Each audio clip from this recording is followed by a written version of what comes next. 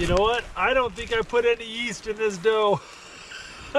You can smell the fermentation really strongly when you open the bag usually.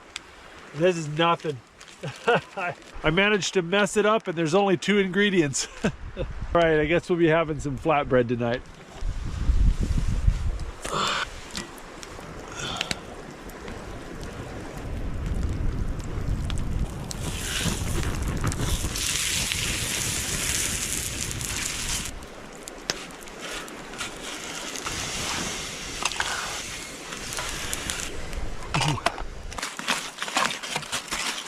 Oh, it got rendered down a bit. Ooh.